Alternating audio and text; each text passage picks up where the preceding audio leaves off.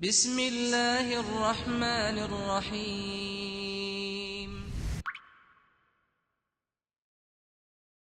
All right, assalamu alaikum everybody. Bismillah ar-Rahman ar-Rahim, alhamdulillahi rabbil alameen, wassalatu wassalamu ala rasulillah. Today I'm going to be talking about Zionism, but from a different angle than I think most people have typically heard of it spoken about before. So what do I mean by that? Usually people speak about the historical development of Zionism, say over the past 100 to 150 years. They talk about secular figures like Theodore Herzl, right, who were part of the Zionist movement, no doubt. But I want to speak about a subject which I think is not covered enough, which is the religious component of Zionism. People think that, and maybe even many Muslims think this, that this is just a political discrepancy over some plot of land. It's got nothing to do with Islam, or in this case, Judaism. It has nothing to do with this. It's only a political issue. There's nothing to do with religion. I believe that this is wrong-headed. This is actually a lie. By many Zionists are not actually religious. But what about all of the rabbis and religious Orthodox Jews that are supporting Zionism, at least today? Now, we see also many anti-Zionist rabbis, anti-Zionist Jews that claim to be religious, and they say Zionism is against our religion, goes against the Bible, goes against the Torah. I'm not here today to adjudicate the dispute between those two groups, but I want to show from their own sources that this is not just a political dispute, right? This is a religious dispute. So you guys are, I'm sure, familiar with the quote from Netanyahu, the prime minister of so-called Israel. And he said this quote, which is interesting. He said, "You must remember what Amalek has done to you, says our Holy Bible. And we do remember, and we are fighting." And then he goes on further to say, "Join in this chain of Jewish heroes, a chain that has started 3,000 years ago from Joshua ben Nun." Now this is a figure, Joshua ben Nun, who was a commander in the army, and he's talked about somewhat in Islamic sources. I'm not going to focus on that, but the way that he's represented in the Bible, we don't accept. But who is this Joshua ben Nun according to Judaism? And why is the prime minister comparing the IDF to Joshua ben Nun? He's saying, oh, the IDF are following in the footsteps of Joshua ben Nun. Okay, so then we should know who this person is according to them, right? And who are the Amalekites? Who is Amalek? Why are the Palestinian people being compared to Amalek, right? Now, some people turn around and the Zionists will say, oh no, Netanyahu, he's just referring to Hamas as Amalek. He doesn't mean the women and the children and the innocent people that are not engaged in this, according to their narrative. He's just referring to Hamas. They just want to eradicate Hamas, and that's it.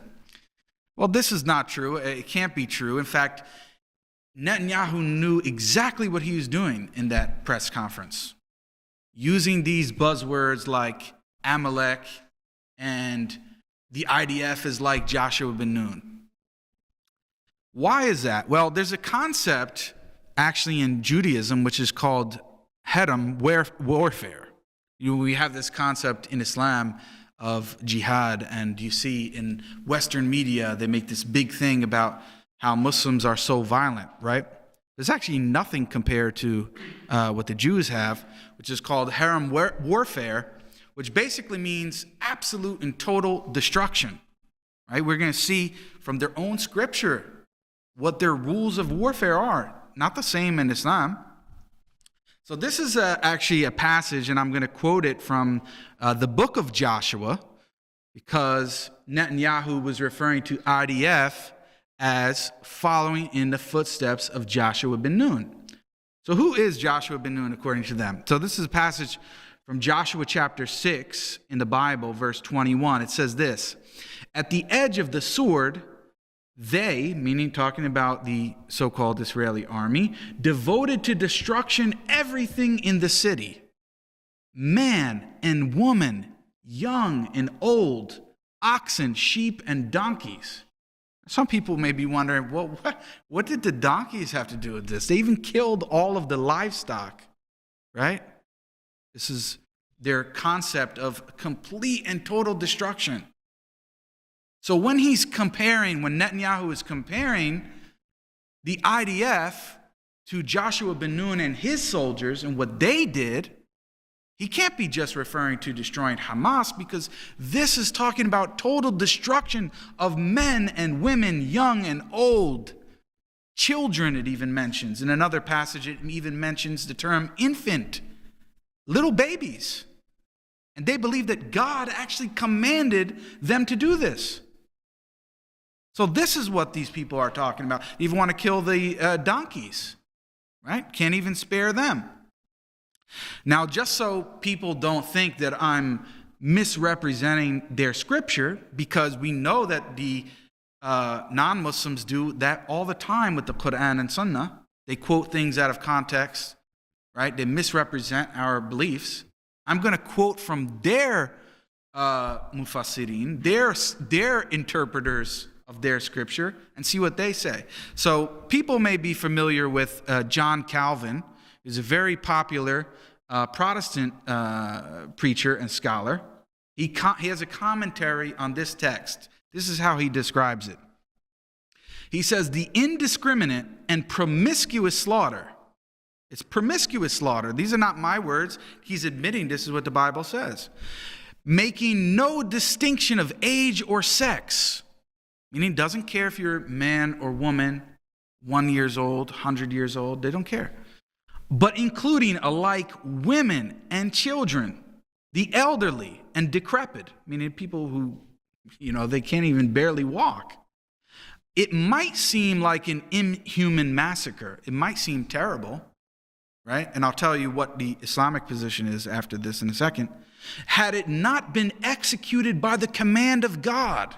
So they don't believe that Joshua and his soldiers just went out and did this on their own. They believe God is actually commanding this.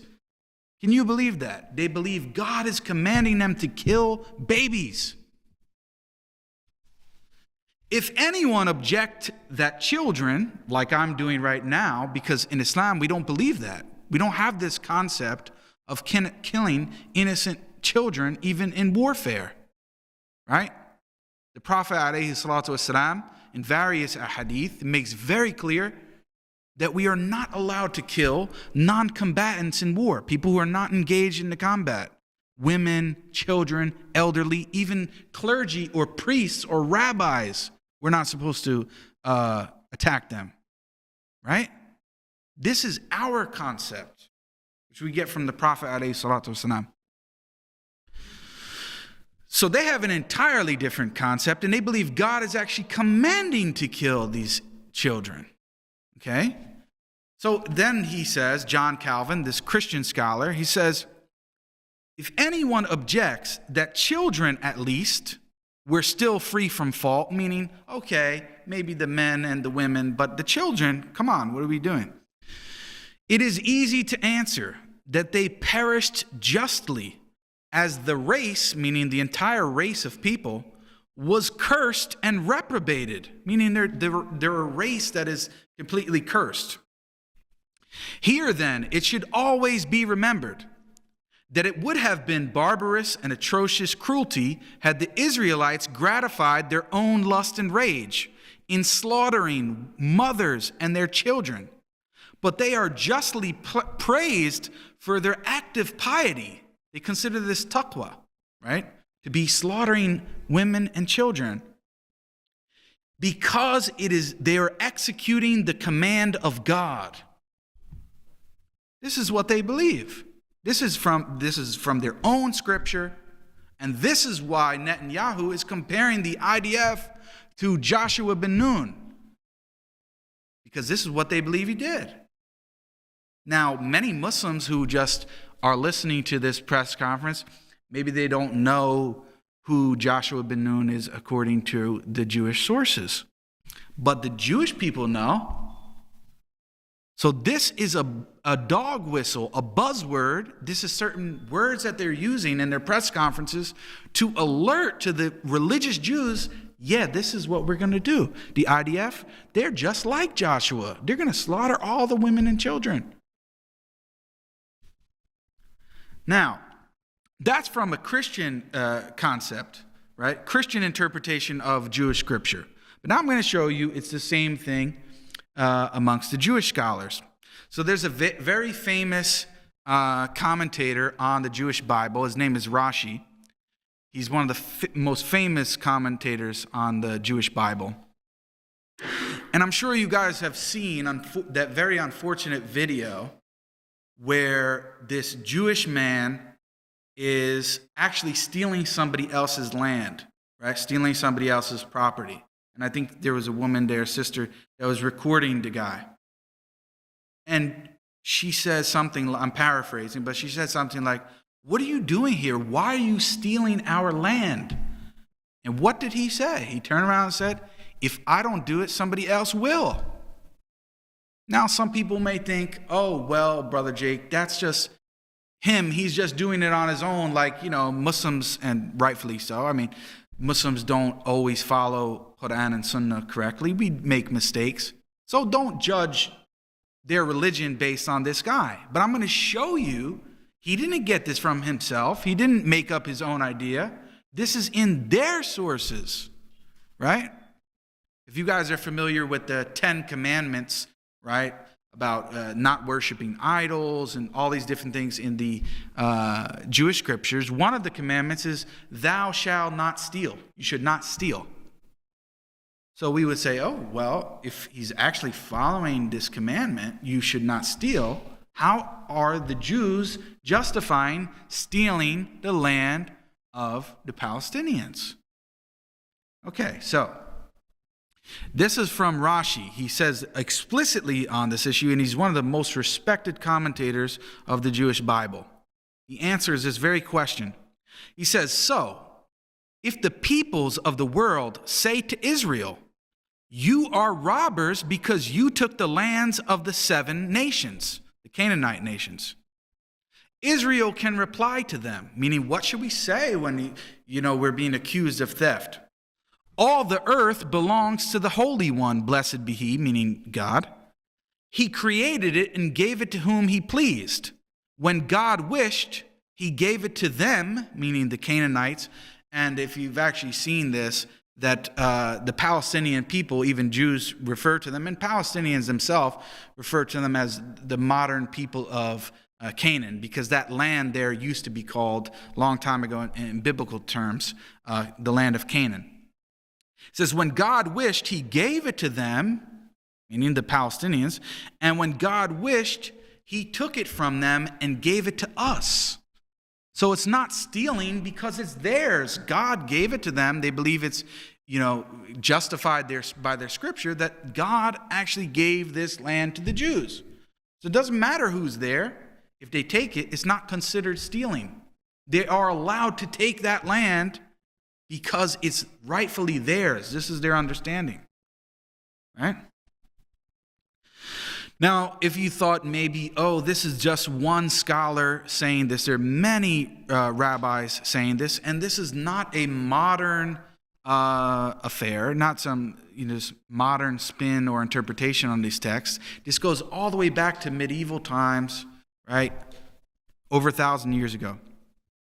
There's another Jewish scholar by the name of Nachmanides, okay, and he was in the late 12th century. And, one of my criticisms, actually, which I was mentioning earlier, and even some Muslims, I said this somewhere else, some Muslims didn't like when I say this, that I don't really trust these so-called anti-Zionist rabbis. And I'll tell you why in just a second. These people who are claiming, waving the Palestinian flag, and they say, we support Palestine. Maybe they do, right? I'm not disputing that may be genuine people supporting them. But they always claim, oh, these people don't represent our religion, right? They basically make takfir of these Zionist Jews. They say, no, they're not real Jews. They're not actually following the scripture. Nobody said this. They're following the secularists like Theodor Herzl, right? Well, actually, they're not. They're following traditional scholars like Nachmanides, one of the greatest scholars in Jewish history, according to their own tradition. He says this, the Fourth Commandment, he has a whole text talking about all of the positive commandments of God. They say that there's 614 commandments in the Jewish Bible that are the commands that the Jewish people have to fulfill. So the fourth commandment is to inherit the land that God, may he be praised and exalted, gave to our ancestors. Remember, it's not stealing because according to them, it's their land, so they can take it. To Abraham, Isaac, and Jacob, and not to leave it in the hands of any other nation or to allow it to become desolate. This is what God said to them, meaning to the Jewish people, and he quotes a biblical passage, you shall take possession of the land and settle it, for I have assigned a land for you to possess. You shall apportion the land among yourselves. The message of this command is repeated in other places. So he goes on then further to list many other scriptures saying that this is a command for the Jewish people to occupy this land, right? Then actually, in typical fashion, he criticizes one of the prophets of the Old Testament, David, right? Alayhi salam. He criticizes him for not actually following this command. He says David did something that was not in accordance with the Torah. Of course, we know they disrespect the prophets all the time, so this is normal. David did something that was not in accordance with the Torah. The Torah said, after having conquered the land of Israel, you are free to conquer outside of the land. So basically their idea, if you've heard of this concept of the greater Israel, right? You have the main portion, which they consider to be Israel, which has to be conquered first. They have this idea, they have to conquer that first, and then they can expand out from there, to expand to other places. And they even want to conquer Mecca and Medina. Right? If I had the screen to actually share video, I would play clips of the rabbis even saying this. Then he says, but he did not do this. David did not do this, meaning he did not expand out further like he was supposed to. And then he says, we are commanded to engage in the conquest in every generation.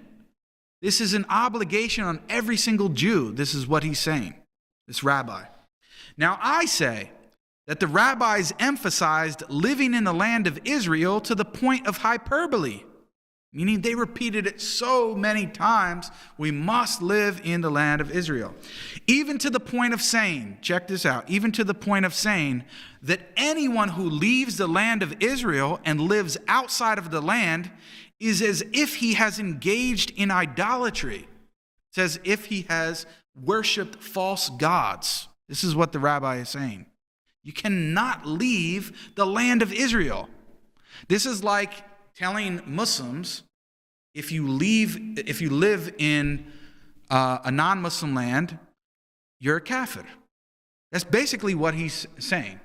Now, we don't believe that, right? But this is what he's saying, that the rabbis have emphasized to the point that you must occupy the land of Israel, that if you leave it, you leave Judaism, basically. You're worshiping idols by doing that. And he quotes a passage to back up his claim, but anyway, we don't need to be too concerned with that. And then he says, they made many other such hyperbolic statements regarding this positive commandment, that we are commanded to possess the land and settle it. It is therefore an eternal positive command. Because some people might think, oh, well, they just believed this before, but Judaism has reformed. No. He's saying in every generation this must be held, obligating every single individual. So this isn't just fard, right, or obligatory upon the individual Jew. He's saying it's upon every single individual, right? Every single individual. Even during the time of exile, as is known from the Talmud, meaning he's quoting from Jewish texts, the rabbis concluded, settling in the land of Israel is equal to all of the commandments in the Torah. So settling in that land, occupying it, making conquest, all of those things are as equal to the entire Jewish scripture. That's how high of a status he's giving this. Okay? Now some people may say, oh, but Jake, this is a rabbi from 1,000 years ago, right? They don't actually believe this now. They are just following Theodore Herzl, who's a secular Jew. He didn't even believe in the scripture. He didn't even believe in the Bible. That's true for some secular Jews who don't believe in scripture, don't even believe in God. But for the religious ones, that's who I'm talking about now, the religious ones, the ones who claim to be rabbis, who look like Jews, who have the long beards and wearing the hat and all this, they don't appeal to Theodore Herzl, because also Theodore Herzl has sometimes been called the father of Zionism or the father of Israel, right? But the rabbis, the religious rabbis, they do not say that. They actually appeal to that rabbi which I just quoted, Nachmanides. So this is a guy by the name of Rabbi Kook. He's one of the most influential, unfortunately, one of the most influential Zionist rabbis of the past 100 years. Rabbi Kook. He says this, and he quotes the passages I just mentioned from Nachmanides. Nachmanides continues, this is a quote, and I say that the commandment that the rabbis emphasized was that commandment of living in the land of Israel. All of the rabbis consider it a positive commandment, that being that we are commanded to inherit the land and to settle it. That is to say, the essence of the commandment is state conquest. It's a conquest, right? The national authority representing the entirety of the people of Israel in this sacred territory. And from this general commandment comes the individual commandment that obligates every single Jew to live and settle in this sacred land. Every Jew must do this. The sages, or the rabbis, insisted on this point, defining the commandment of settling in the land of Israel as conquest and settlement, and not only settlement. Because you know how they talk about the settlements in the West Bank? He's saying it's not only settlement, it's also conquest, an expansionist war. Okay? Then he says, the territories of the land of our lives, of the areas of Judah and Samaria, and on he's naming all these different territories, from the holy land of the Sinai to the fullest of our settlements, the villages, all of them are our inheritance. They're all given by God. That's what he's claiming. They belong to all the many communities of our people, the house of Israel. Now remember what I said about that viral video when the guy said, oh, if I don't steal it, somebody else will, right? Listen to what the rabbi says. No ruling, so no fatwa, right, of acquisition or thievery or theft applies to them. And in accordance with the teaching and guidance of Nachmanides, which is the rabbi I was quoting before, Israel's father. So that's who he calls Israel's father, Nachmanides, not Theodore Herzl. The religious Jews, they don't care about him. It is effective and requires total implementation for all generations in full force. It's an obligation upon every single Jew until the end of time. So they don't care about Theodore Herzl. right? The religious Jews. He's not Israel's father. Nachmanides is Israel's father. And the modern rabbis are quoting him to justify their position. Okay? Now, to be clear, like I was saying before about the the anti-Zionist rabbis, the ones you see walking around with the Palestinian flag, it's true. Not all Zionists are Jews, first of all. We have, as we know, living in the U.S., we have Christians who are Zionists. We have atheists who are Zionists. So not all Zionists are Jews, and likewise, not all Jews are Zionists. Some Jews oppose Zionism. But my problem with these so-called religious Jews who oppose Zionism, why when I see them all the time in these interviews, they're never actually bringing up these religious texts from their Bible, from what the rabbis say, that this is a religious obligation to take over the land and we're allowed to steal it because it's ours, so it's not really theft. They never bring up these passages, and at the very least, they should be bringing them up and refuting them and saying, oh, these people are wrong. They never do that. They just say, oh, no, they're not real Jews, right? They're not actually following the Jewish scriptures. They never actually represent what the religious Jews are saying and the scriptures that they're appealing to. Because when people do that with our religion, people claiming to be Muslims and misrepresenting the scripture, what is the obligation upon us? To refute what they're saying. So why are they not doing it? They're not doing it, in my opinion, because they're dishonest. They don't want to actually show these sources, that their own rabbis traditionally actually said these things. See? Now, as I said, now we see all of this, but where's the idea that these anti-Zionist Jews are getting it from? Now, they also believe in taking over and occupying the land, but they think that they have to wait until the Messiah, because they don't believe that Isa alayhi salam is the Messiah. They believe someone else is coming who's going to be Messiah, and they have to wait until he comes in order to do this. So for them, it's a matter of time, not a matter of doing it or not. And so they have a scripture which they appeal to, which are called the three oaths. What are these three oaths?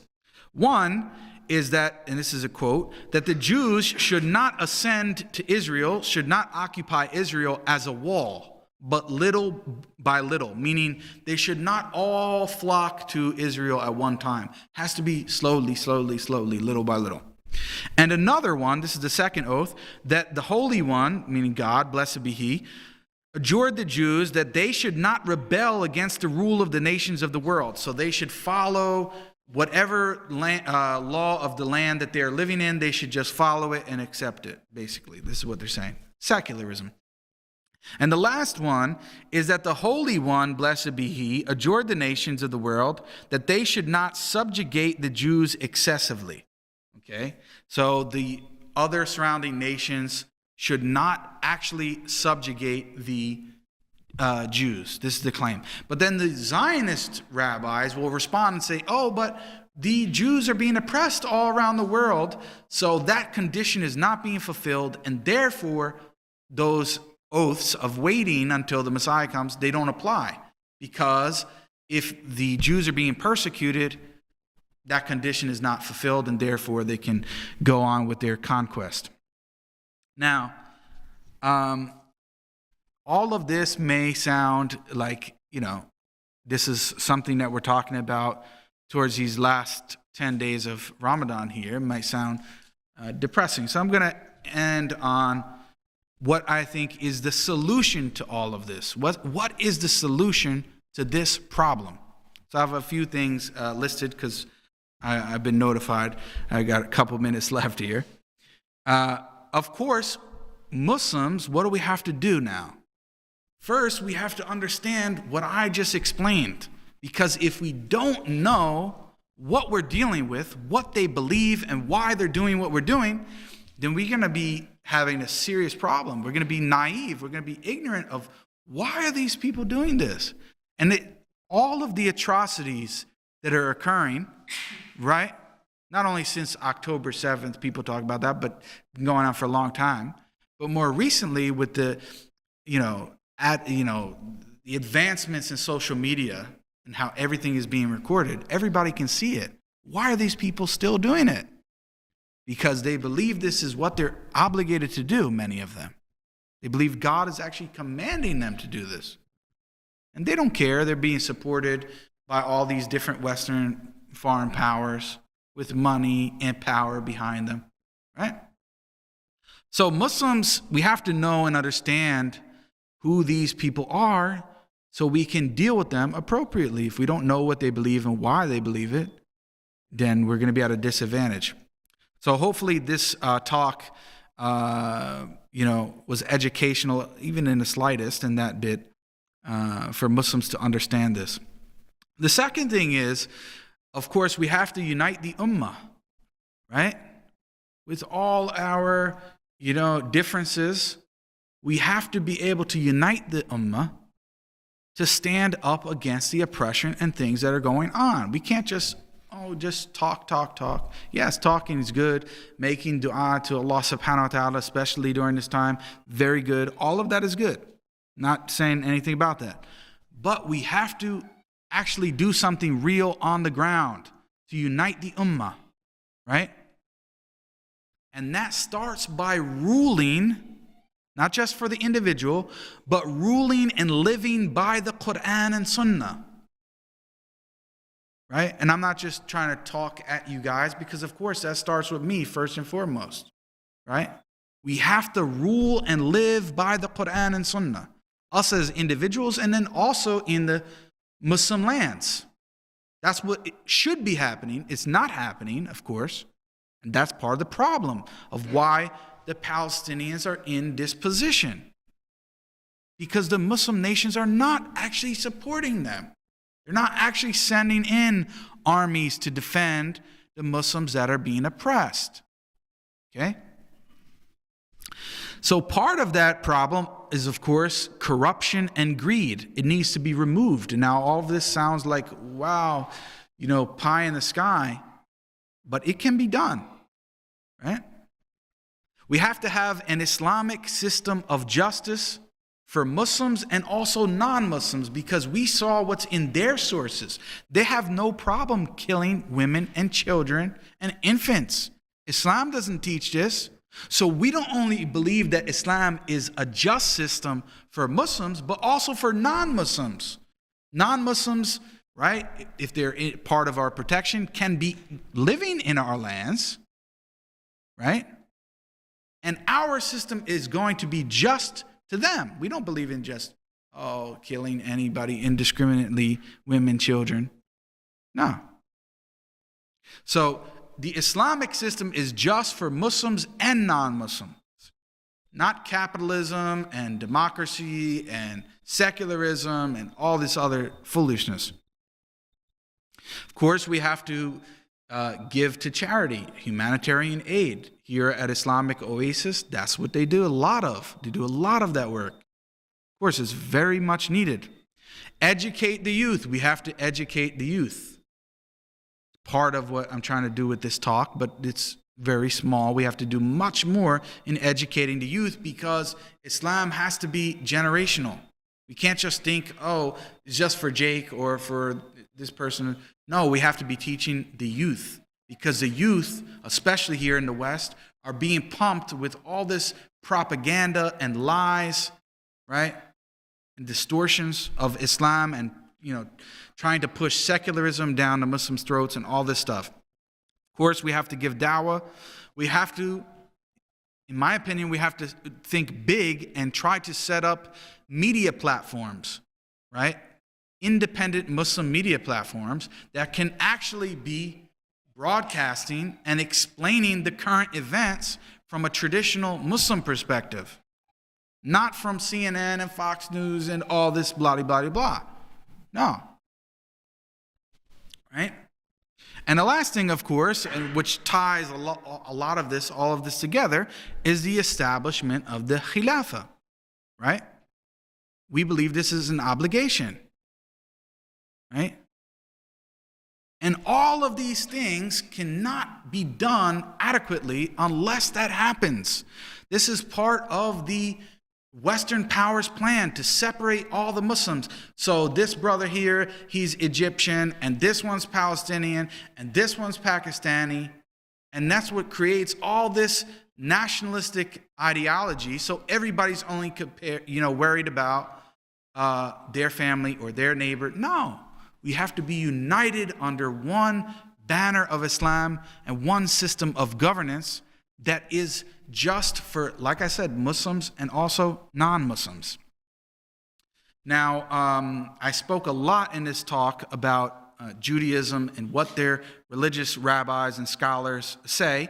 I think that in the next talk, inshallah, which is it's going to be after the completion of Taraweeh, the Sheikh is going to speak about the Masjid al-Aqsa, right? So I spoke about how this is claimed that this is only political, but really is religious from a Jewish perspective. So we're going to talk about in the next talk, inshallah, the significance of Masjid al-Aqsa and its status in Islam. Right? So we have to understand that also this is not only so-called political and not religious, it's only humanitarian from an Islamic perspective. No, it has to do with the religious aspect from an Islamic paradigm as well. So inshallah, I hope that you guys stick around for the remainder of Taraweeh, and then the next talk, inshallah, will be after that.